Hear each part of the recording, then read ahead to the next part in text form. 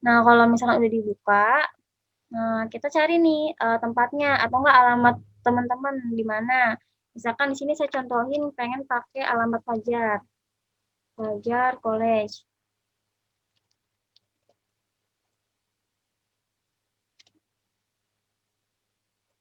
Nah, kita cari tempatnya di mana. Nah, kalau misalnya udah dibuka kayak gini, kita klik tombol bagikan nih. Kita klik tombol bagikan, terus kemudian kita salin linknya. Nah, kita kemudian buka lagi yang namanya tuh QR code generator.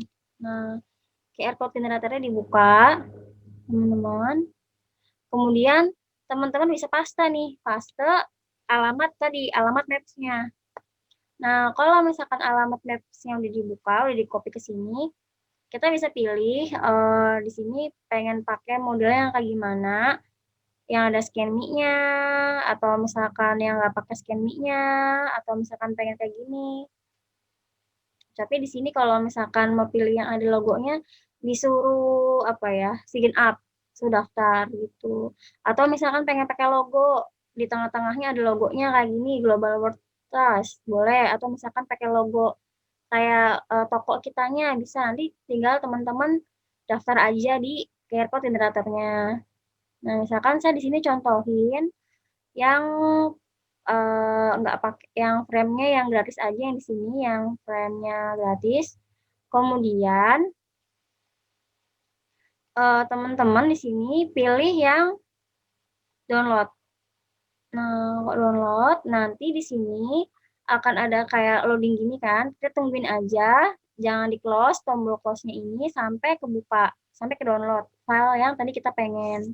Nah, nanti di sini filenya itu akan muncul nih. Nanti kita bisa masukin ke CorelDRAW-nya. Nah, jadinya kayak gini. Ini file yang tadi kita download. Kita bisa kecilin, kita atur ukurannya. Nah, kita taruh misalkan di bagian sini, di bagian bawahnya. Untuk relokasi. Nah, kayak gini. Atau misalkan teman-teman bisa tambahin di sini wajib cuci tangan atau misalkan ditambahin eh, pakai masker karena sekarang lagi pandemi, boleh. Nanti atur aja teman-teman kayak gimana layoutnya kayak gitu. Nah, misalkan udah nih, kita udah buat bagian depannya. Nah, kita buat bagian isinya nih. Nah, bagian isinya juga sama, teman-teman bebas tulisannya mau kayak gimana. Cuman pastiin kita udah bagi bagian kanan dan bagian kiri pakai ruler ini. Jadi kita tahu bagian kanannya mana, bagian kirinya mana.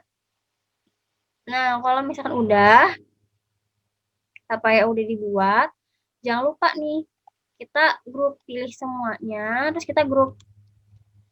Jangan lupa juga di scale with object. Barangkali dibesar atau dikecilin. Nah, kayak gitu. Yang halaman 2-nya juga sama nih, kita buat di scale with di grup, kemudian di scale with object. Nah, kalau udah, kita buka lembar baru lagi di page 3-nya. Nah, kita atur nih. Kalau tadi kan kita ngaturnya kan A4 ya. Kita atur di bagian depan sama bagian belakang. Nah, sekarang kita akan mulai masuk ke setting percetakannya. Nah, misalkan kita copy dulu nih bagian depan, bagian belakangnya. Nah, kayak gini.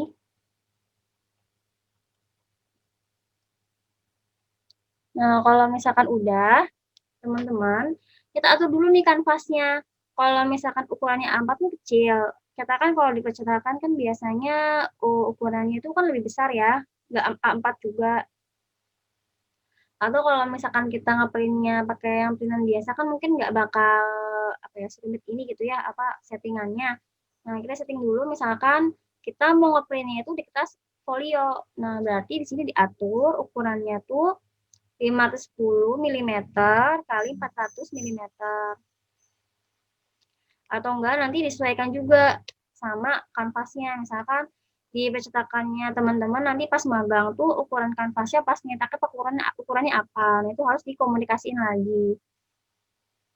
Nah, kalau udah kita klik 2 kali di sini di rectangle tool, kita klik 2 kali kayak gini. Kemudian kalau udah, kan di sini ada kayak garis lurus kan, bagian tengah-tengahnya yang dari ruler. Kita bikin garis lurus lagi pakai Bezier. Nah, pas di midpoint. Nah, kayak gini. Kemudian kalau udah, ini kan bagian tengah-tengah ini, kita bikin rectangle tool, kotak di bagian atasnya, pastiin nempel. Pasti nempel kayak gini. Nah, kalau udah, kita atur di sini ukuran tingginya itu 40 mm atau sekitar 4 cm. Nah, kenapa harus setting kayak gini? Kalau kita cetaknya itu pakai printer sablon, kan harus apa ya, diperhatiin kan? Namanya ini screen sablonnya. Nah, kita pastiin nempel sama bagian atasnya kayak gini. Nah, kemudian kita copy nih yang bagian kirinya ke bagian kanan. Kalau misalkan takut nggak lurus, kita copy paste, kita pakai transform aja. Kita klik kotaknya, kita pilih yang transform. Nah, kemudian kita pilih nih ke yang kanan. Kita pilih ke kanan karena kita mau copy ke kanan. Kita kliknya relative position. Kita atur copiesnya 1, terus kita klik apply. Nah, nanti secara otomatis kotaknya ini akan ke copy ke sebelah kanan gitu. Kalau udah, kita atur nih yang covernya bagian depannya itu kita rotate biar bagian depannya itu menghadap ke sebelah kanan. Nah, kita rotate. Nah, kita atur misalkan mau berapa, 90 derajat misalkan ya. Nah, bagian depannya itu harus di sini, bagian sini, menghadap ke garisnya. Nah, kita ketengahin sedikit. Nah, sekarang yang ini juga sama bagian isinya. Kita mirror lagi, bagian atasnya itu menghadap ke garis. Nah, kayak gini. Kemudian kalau udah, kita mau buat apa ya? Ini harus nempel sama bagian garisnya. Harus nempel sama bagian garisnya kayak gini. Nah, yang ini juga sama, harus nempel sama bagian garis yang di atasnya, kotak yang di atasnya itu.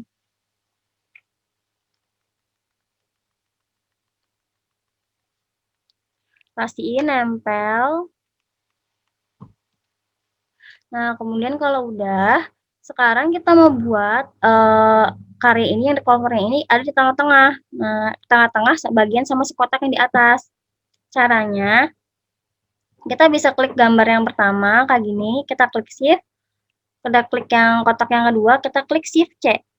Nah, dia akan otomatis ke tengah.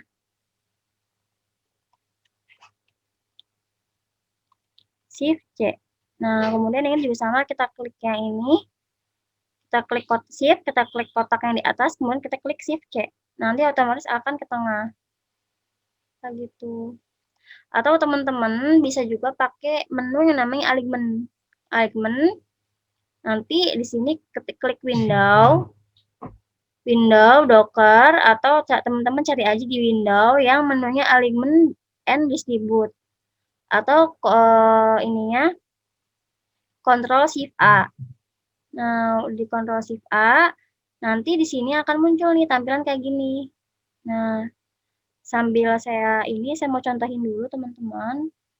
Misalkan nih, di sini saya punya banyak kotak.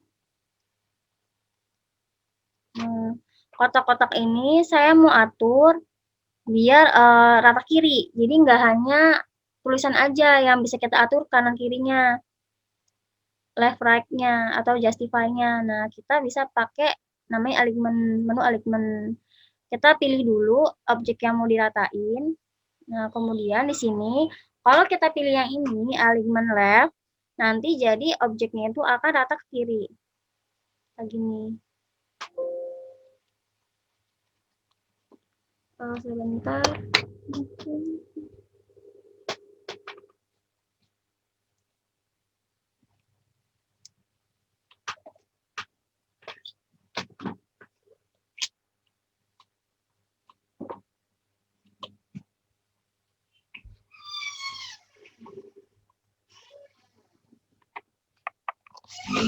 Nah, gitu ya teman-teman, tadi saya undo lagi, saya kemudian kalau kita mau bikin objeknya itu rata tengah, dari center ini ya X, kita pilihnya ini, align center horizontal. Nah, nanti jadinya akan ke tengah, ke midpoint. Kayak gitu, kalau pilihnya align center horizontal. Jadi, ke tengah pacuan itu dari horizontal, garis horizontal.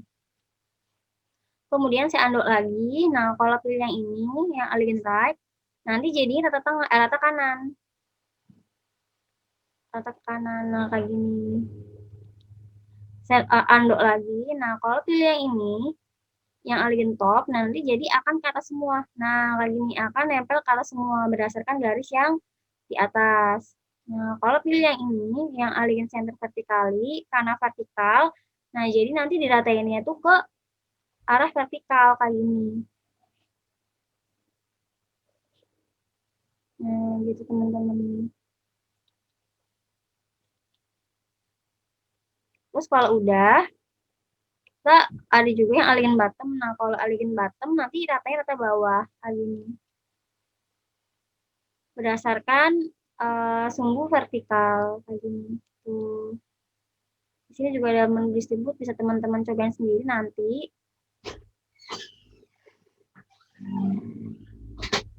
Kemudian kalau misalkan yang ini, karena kita pengen ngetengahin, bisa pakai tadi ya, Shift C, atau kita pilih dulu nih objeknya, kita pilih ini, yang align center horizontal, yang ini. Nanti jadi ke tengah dari si objek kotaknya. Kayak gitu teman-teman. Sampai sini ada yang mau ditanyain dulu terkait ini tugasnya. Layoutnya. Ada yang mau ditanyain? Nggak ada? Ada apa aja boleh. Silahkan kalau ada yang mau nanya. Nah, kalau misalkan udah nih, udah di setting. Kita jangan lupa, kita ilangin outline-nya. Jangan dihapus, tapi diilangin aja outline-nya. Nah, kita non aja nih. Yang ini juga sama, kita non. Kan kita kan nggak mau kan ada kotak-kotak kayak tadi. Nah, kayak gitu. Gitu teman-teman. Nanti kalau udah, ini gambarnya kita bisa ekspor jadi JPEG, jadi PNG, atau jadi PDF, dan lain sebagainya.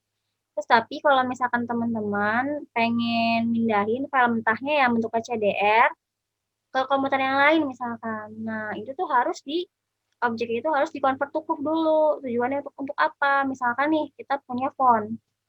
Nah, di sini saya ketik dulu misalkan ya. Nah, kayak gini. Nah, kalau misalkan Arial itu kan mungkin semua komputer pasti punya Arial kan. Jadi kalau misalkan kita buka file yang fontnya Arial itu nggak bakal nggak bakal missing font. Missing font tuh kayak gimana sih? Misalkan nih saya punya mana ya? Punya file. File. Kita buka nih file ini mentahannya. Nah, ini file kita buka. Nah, pas dibuka ternyata di sini ada yang namanya missing font. Jadi font nyala normal ini saya nggak punya. Jadi kalau misalkan saya nggak punya, ketika saya klik OK, nanti di sini tuh fontnya bakal missing tuh, lihat berantakan kan? Nah, ini yang namanya missing font. Jadi untuk menghindari yang namanya missing font, kalau kita mau pindah-pindahin uh, filenya itu ke komputer yang lain, kita convert to CUV. Nah, misalkan nih kita pilih file yang ini. Nah, kita ada nih pakai font commercial script. Nah, ini kita convert to CUV nih. Kita convert to CUV, Ctrl plus Q, nanti pas udah di Ctrl plus Q, di convert to CUV, nanti tulisan ini akan berubah jadi kurva. Tuh, kan kelihatan kan titik-titik. Nah, tapi karena udah di convert to CUV, tulisan ini udah nggak bisa di-edit lagi. Nggak bisa di-edit lagi. Karena udah berubah jadi kurva. Tapi nanti kalau misalkan diekspor, atau dibuka di komputer yang lain, itu nggak bakal berubah fontnya. Itu kalau misalkan udah di-convert to CUV gitu, teman-teman. Jadi di-convert to di grup, Jangan lupa di-convert to CUV, biar nanti pas dibuka di komputer yang lain, barangkali nggak ada formnya, nggak bakal berantakan, gitu. Terus satu lagi, teman-teman, kita kan barangkali mau pindah-pindahin nih filenya. Misalkan teman-teman buat sendiri desain undangannya di rumah, pakai komputer teman-teman. Kemudian dicetak di percetakan. Nah, kalau misalkan kita mau buka file jadinya yang JPEG atau PDF kan bisa. Atau kalau misalkan pengen di otak-atik lagi ada yang dirubah. Nah, harus perhatiin ini yang namanya penyimpanan filenya. File save as. Nanti di sini ada menu yang namanya version. Nah, versionnya kalau misalkan saya ngedit nih, ini kan komputernya saya pakai Corel yang 2019. Saya mau dibuka filenya itu di versi yang X7. Kalau kita versinya masih 2019, ini nggak bakal bisa dibuka di versi yang X7. Jadi harus diturunin dulu jadi X7. Nah, kalau misalkan diturunin jadi X7 kayak gini, nanti filenya itu bisa dibuka di versi yang lebih rendah. Jadi kalau dari tinggi ke rendah itu versinya itu harus diubah. Tapi kalau misalkan dari rendah ke tinggi, misalkan saya ngedit di Corel X7, kemudian pengen dibuka nih di Corel 2019, nah itu bisa dibuka gitu. Tapi kalau misalkan dari tinggi rendah itu tuh harus diturunin dulu versionnya gitu teman-teman. Nah, sampai sini ada yang mau ditanyain untuk ini layout dari Corel Draw-nya? Atau ada yang bingung, teman-teman? Jadi ketika kita mau buat undangan, yang pertama kali harus kita lakukan tuh tentuin dulu sama customer-nya misalkan bentuknya tuh mau kayak gimana, mau lipat 2 atau misalkan kayak gini bolak-balik. Kan kalau ini kan bolak-balik ya, bolak-balik terus tempel. Atau misalkan bentuk undangannya tuh kayak gini, yang bukanya itu atas bawah. Nah, itu harus ditentuin dulu. Kalau misalkan udah ditentuin, tentuin juga ukuran kanvasnya mau kayak gimana. Soalnya dari ukuran kanvas itu kita bisa nentuin kayak tadi eh, covernya ukurannya berapa, terus amplopnya ukurannya berapa kayak gitu. Terus kemudian kayak tadi nih kanvasnya kan ini kan ukurannya A4 nih kertasnya. Kemudian dicetak di ukuran yang folio kayak gitu. Untuk pertimbangan di percetakan. Sampai sini ada yang mau ditanyain? Kalau nggak ada, selamat datang Pak Beni. Ya, Neng. Ya, Terima Pak. kasih. Kayaknya ada Boleh, yang Pak mau Beni masuk, disampaikan Neng. ya, Pak. Ada yang mau disampaikan. Ya, Pak, silakan, Pak.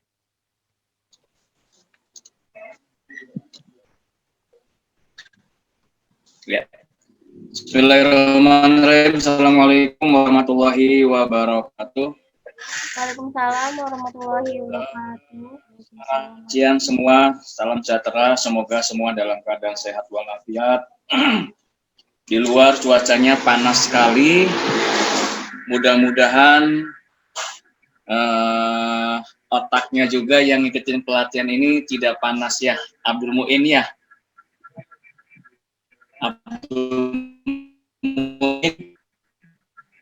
Abdul Muin masih di tempat atau sudah keluar? Masih ini ada. Abdul Muin ada, tapi kayaknya orangnya nggak ada nih. Saya sapa nggak ini? Abdul Muin, kemudian Prayogo, mana Prayogo? Ada, Pak. Nah, Muhammad Akrom masih di sana? Hadir, Pak. Masih. Muhammad Akrom biasanya ke Fajar. Apa nanti sore, nanti siang? Iya, nanti siang, Pak. Siang, ya. Debi sama Tri masih ada di sini. Dea ya? Dea apa Debi ya? Yang di sini?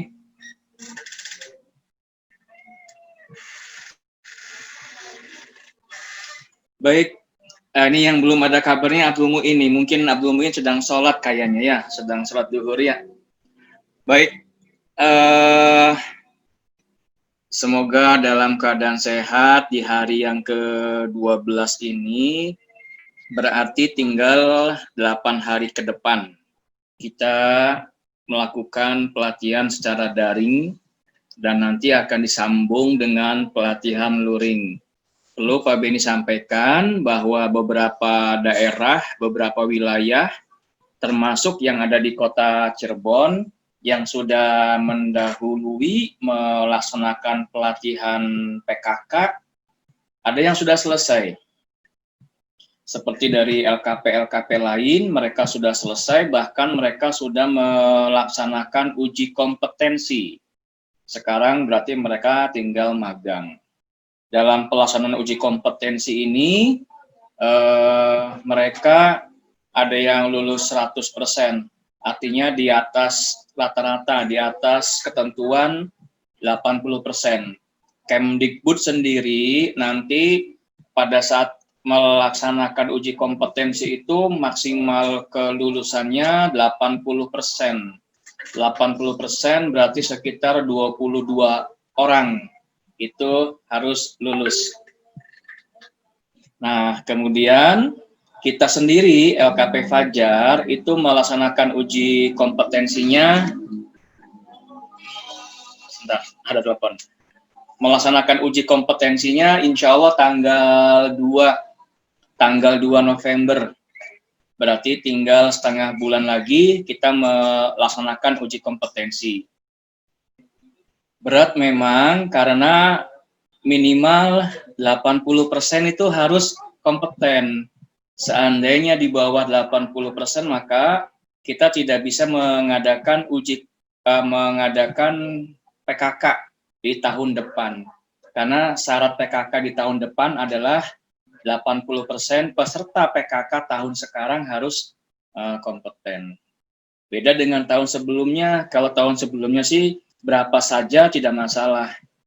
Ya, cuman tahun sekarang ada perubahan. Untuk itu Pak Beni mengharapkan agar benar-benar mengikuti pelatihan. Kalau tidak bisa, jangan pura-pura bisa. Itu bahaya sekali.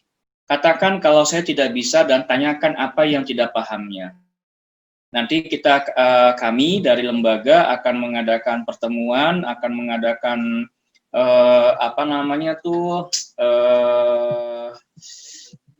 melihat hasil dari pelatihan selama ini, kemudian kita akan terapkan dalam minggu yang terakhir nanti. Mau bagaimana formulanya? Penerapan nanti berdasarkan dari bahan evaluasi selama 20 hari pelatihan secara daring. Kemudian tadi sudah dicek atau sudah dicoba kaosnya, nanti Pak Beni akan bagikan. Artinya begini, yang pertama beberapa fasilitas belum Pak Beni berikan sengaja karena dikhawatirkan seperti dua teman kalian ketika sudah diberikan kemudian mundur dari pelatihan. Kami tidak mungkin meminta kembali, tapi laporan tetap berjalan. Oleh karena itu, fasilitas susulan seperti ransel atau tas, kemudian modul desain grafis, kemudian untuk kaos dan transport nanti akan kami berikan di akhir pelatihan, kemungkinan dengan Ibu Kabid, jadi penyerahannya secara simbolis.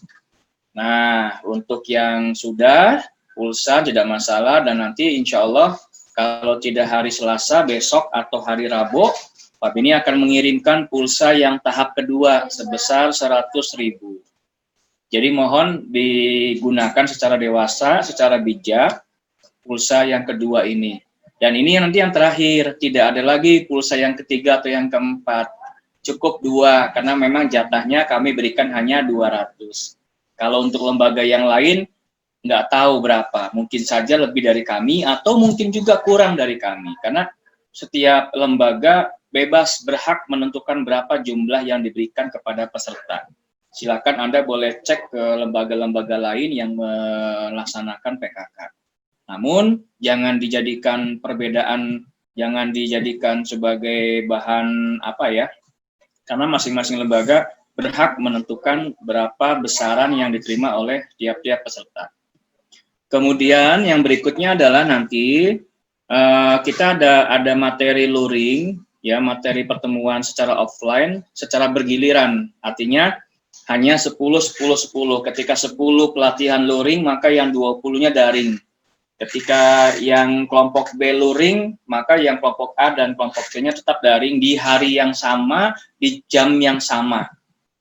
Ingat ya, di jam yang sama. Misalnya kita mengadakan materi untuk luring itu dari jam 10 sampai selesai, maka kelompok A dan kelompok C juga jam 10 sampai jam sekian itu harus daring.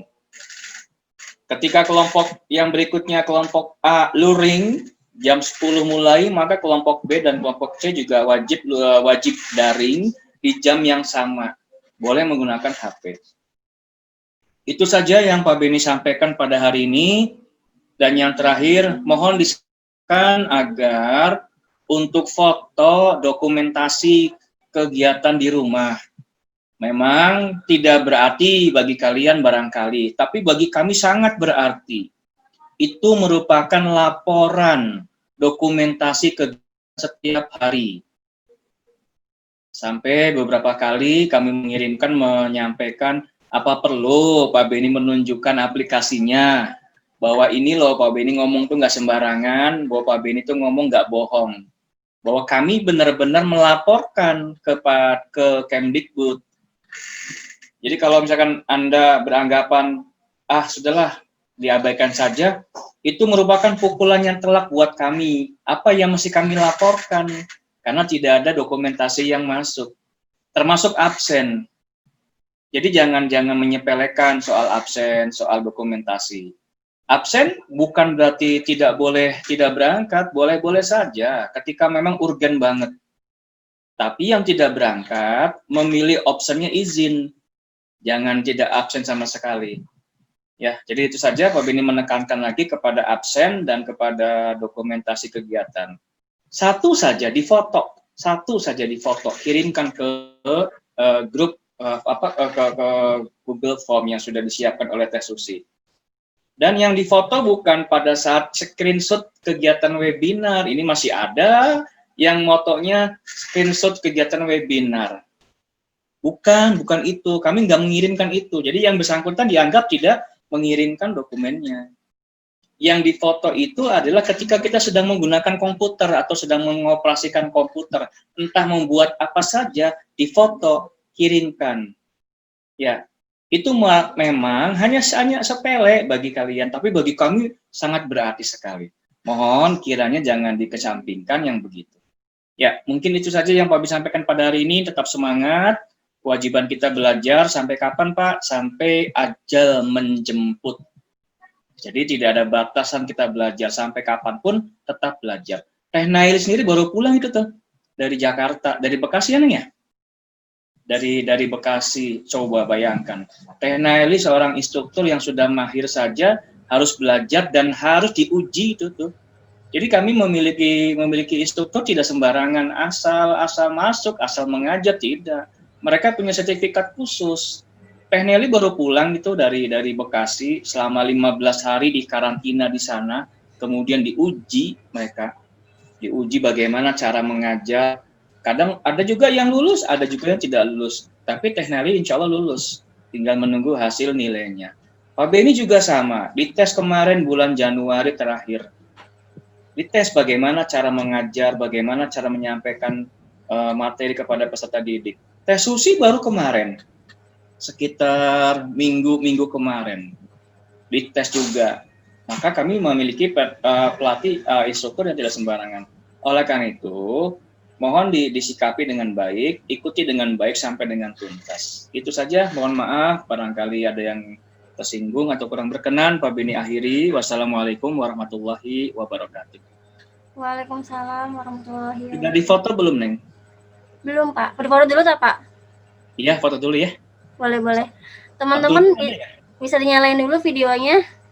Kita absen dulu bersama Pak Beni.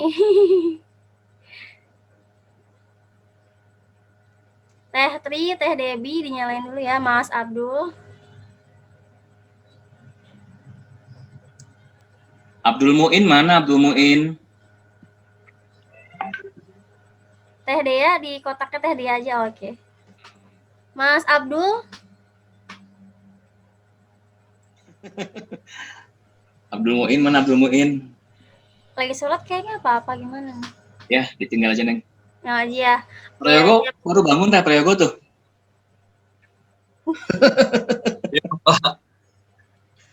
Ya, sok mangga dipotong, Neng. Oke, siap-siap pose ya teman-teman. 1, 2, 3. Sudah? Udah, Pak. Ya. Kok nggak kerasa ya? Iya, Pak, ada bunyinya ya, Pak. Mangga. Assalamualaikum warahmatullahi wabarakatuh. Waalaikumsalam warahmatullahi wabarakatuh. Makasih Pak Beni atas informasinya tadi.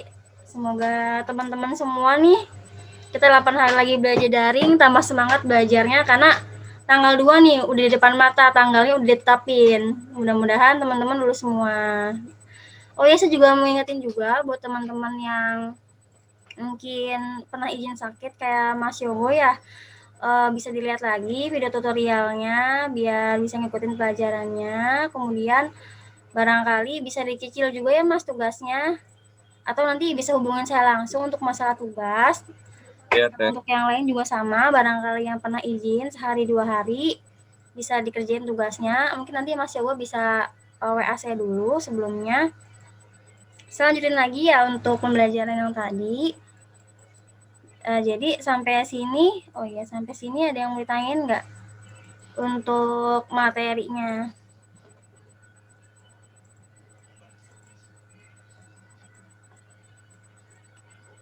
Gitu. Ada yang mau ditanyain? Sama kayak tadi ya teman-teman. Jadi teman-teman tentuin dulu temanya mau apa. Kalau misalkan temanya udah dapat, kita bisa kembangin nih warnanya. Di sini saya mau nunjukin hasil dari teman-teman PKK yang gelombang sebelumnya. Biar teman-teman misalkan punya gambaran nih mau bikinnya tuh kayak gimana.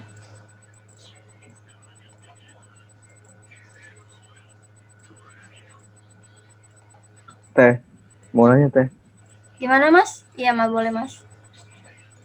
Kalau yang tadi dicontohin itu ada Teh di apa? Ada contohnya gitu Teh yang tadi dipraktekin gitu. Oke, ada di sini ada Mas di yang mana ya? Di folder yang di file yang ini yang wedding invitation. Nanti di sini ada gambar-gambarnya yang buat referensi sama di sini diekspor. Nah, diekspor ada contohnya di sini yang udah bentuk jadinya. Kalau yang di Fajar ada Teh? Di mana Mas? Iya, kalau di Fajarnya ada nggak kayak contoh yang kayak gini? File kayak gini? Iya. Nggak ada Mas, adanya di drive ini. Mungkin bisa Mas Akrom lihat dulu. Kalau misalkan di download keberatan bisa dilihat aja dulu Mas. Iya. Kan kita nggak harus download ya. Iya. Soalnya kalau saya masih belum bisa gitu Teh mempraktekkan hasil imajinasi saya gitu. Tadi harus sesuai apa misalkan Teteh terangin ya. Saya nyontohin gitu, kayak gitu. Masalah Mas ya? Ya kayak gitu Teh. Iya. Yang ngerti lah Teteh kayak gimana lah. Emang sebenarnya gini Mas, kalau bagi orang yang baru pertama kali belajar desain grafis tuh biasanya tuh misalkan bisa nyobain gitu ya bikin kayak gini, cuman idenya gitu ya Mas yang susah. Nah mungkin tetap latihan aja dulu Mas, terus lama-lama nanti bisa lihat dulu contoh dari orang lain tapi dikembangin. Jadi kalau misalkan ngelihat punya orang lain jangan sama-sama persis gitu loh Mas.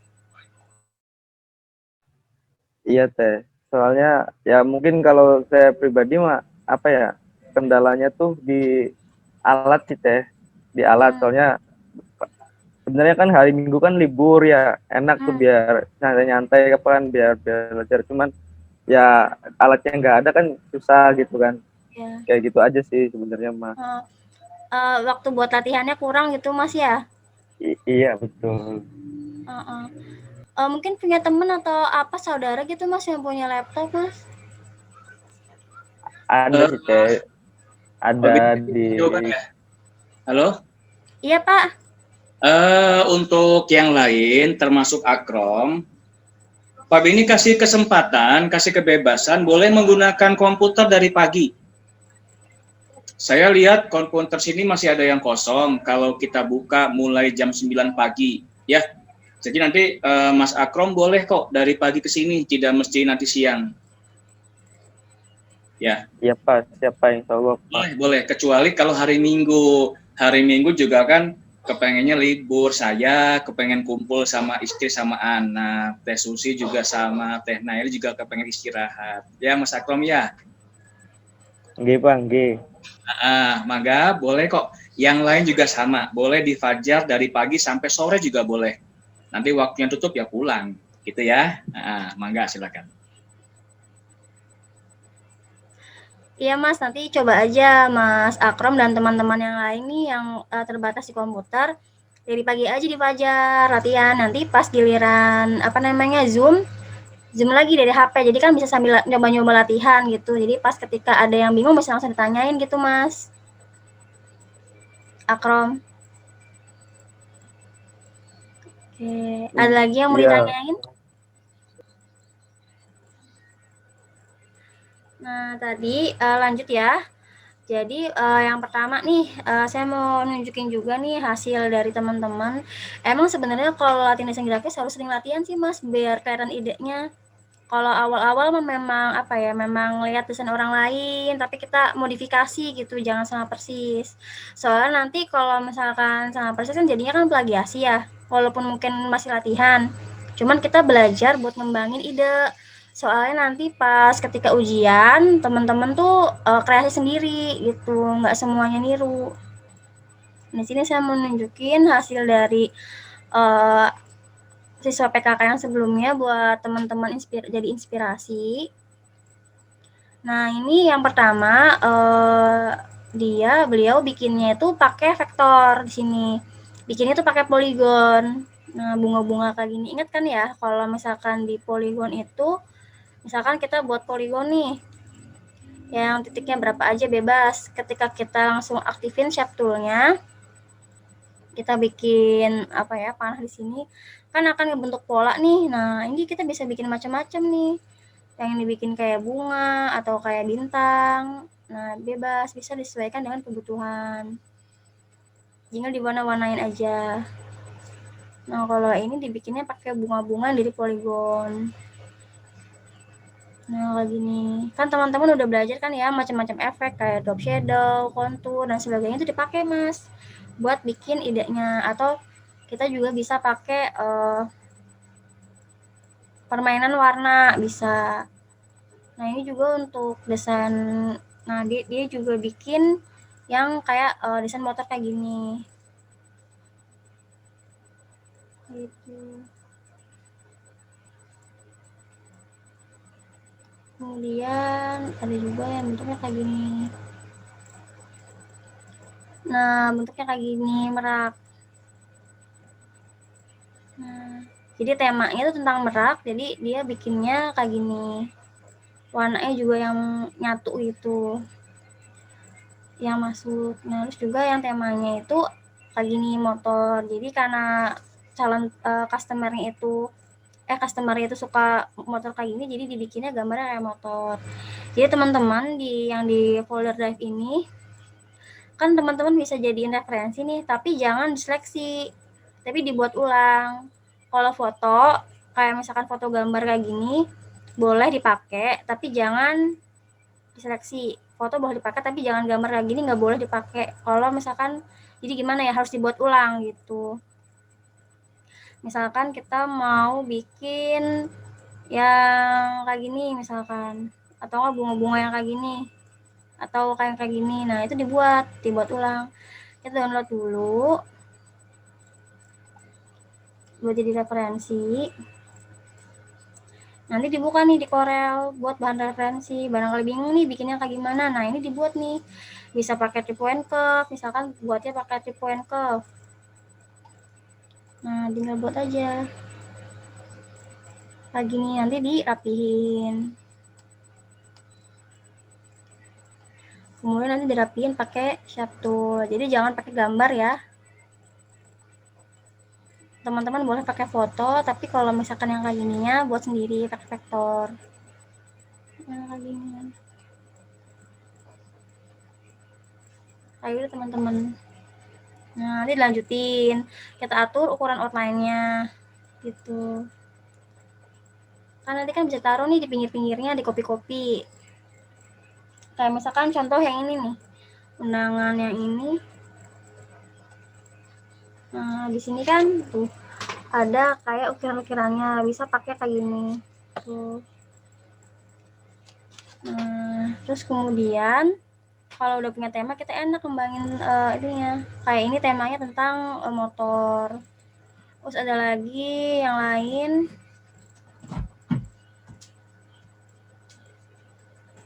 Mana ya? Nah, kayak gini. Nah, ini temanya kayak gini. Polkadot, vektor, warnanya pink. Nah, gini. Boleh pakai foto. Nah, ini hasil dari yang sebelumnya. Gitu. Bisa dikembangin.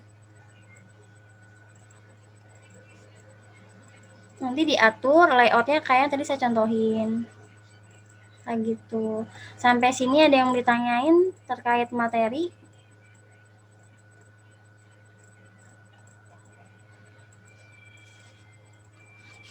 Kalau nggak ada, saya mau ngejelasin tugasnya teman-teman. Nanti di sini bisa teman-teman download filenya. Nanti juga video webinarnya akan diupload ya bertahap, lagi di render. Untuk tugas kelompok B, di sini teman-teman tadi download filenya, file bahannya. Kemudian buatlah desain wedding invitation. Desainnya bebas mau kayak gimana, tapi nanti ukurannya kayak gini. Ukuran kanvasnya folio 510 x 400. Kemudian dikirimkan di Google Classroom dengan format JPEG, PDF sama file mentahnya. Dengan file name-nya, nama lengkap, nama kelompok sama tanggal. Nah, kemudian nanti filenya saya tunggu sampai H-1 jam ininya presentasi. Misalkan yang kelompok B kan mulai jam 11 nih, maksimal jam 10 udah sampai di Google Classroom. Soalnya nanti besok kita presentasi hasil jadi yang teman-teman buat gitu. Teh mau nanya teh. Gimana Mas? Itu yang ukuran kanvas folio 510 x 400 itu di mana teh? Di sini Mas. Kan tadi kan kita atur dulu nih kanvasnya jadi A4 kan tadinya yang buat ini. Nah, nanti pas digabung tuh Mas, di sininya nih ukurannya tuh custom Mas, 510 x 400 mm di sininya. Atau kalau misalkan Mas Akrom bisa nanti buat lembar kerja baru, nanti di sini ukurannya milimeter, nanti bikinnya di sini 510 x 400. Nah, jadinya kayak gini Mas. Misalkan pengen dipisah gitu ya, ini kanvas yang udah jadinya filenya ini gitu misalkan ya, terus kita buat lagi file baru untuk file yang belum jadinya yang ukurannya A4 bisa bebas. Kayak gini misalkan ini yang belum jadinya nih, yang bagian depannya, ini yang bagian depan misalkan, terus kita nambah halaman baru di sini, kita bikin yang belakangnya kayak gini. Kemudian nanti dipindahin ke yang ukurannya folio boleh. Kayak gini nanti jadinya kayak gini teman-teman. Nah, kayak gini. Jadinya, hasil jadinya kayak gitu. Disaling bagian depannya menghadap ke bagian yang lurus garis ini. Gitu Mas Akrom. Oh, berarti bikin undangan mate itu ya ukuran desain mah A4 ya, cuman background Buat kertasnya setting percetakannya. Iya, setting percetakannya mah itu pakai folio yang tadi diituin di Google Classroom ya. Betul Mas. Oh iya siap. Terus juga saya ada satu hal lagi yang mau diingetin kan, kalau ini kan ukurannya folio ya. Kalau misalkan nyetak percetakan itu pakai folio di percetakannya tuh. Jadi nanti disesuaikan lagi Mas, barangkali nanti teman-teman magang ngobrol dulu, ini nanti dicetaknya di ukuran berapa, terus kanvasnya berapa gitu biar enak. Soalnya pasti beda-beda. Kalau misalkan teman-teman nyetaknya di printer yang biasa tuh, yang printer rumahan kan nggak perlu disetting kayak gini kan, pakai kertas A4 aja terus dibolak-balik ngeprintnya gitu. Pakai settingan yang kayak gini. Kalau yang printernya biasa langsung di print, paling ditambahin bleeding aja di samping-sampingnya gitu Mas. Ada lagi yang ditanyain?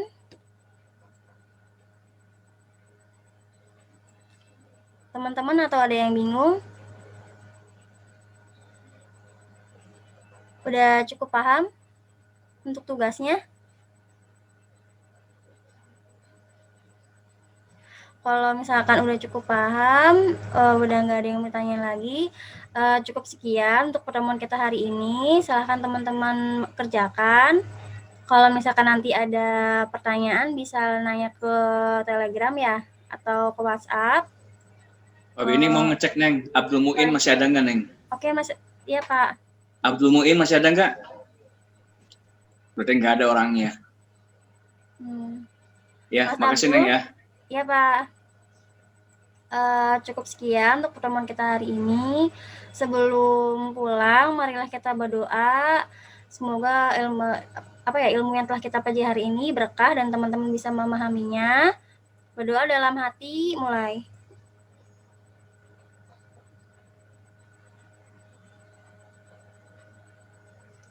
Alhamdulillah, doa selesai. Sekian dari saya. Saya ucapkan terima kasih atas perhatiannya. Saya mohon maaf apabila ada kesalahan. Sampai jumpa besok. Assalamualaikum warahmatullahi wabarakatuh. Waalaikumsalam. Sampai jumpa teman-teman.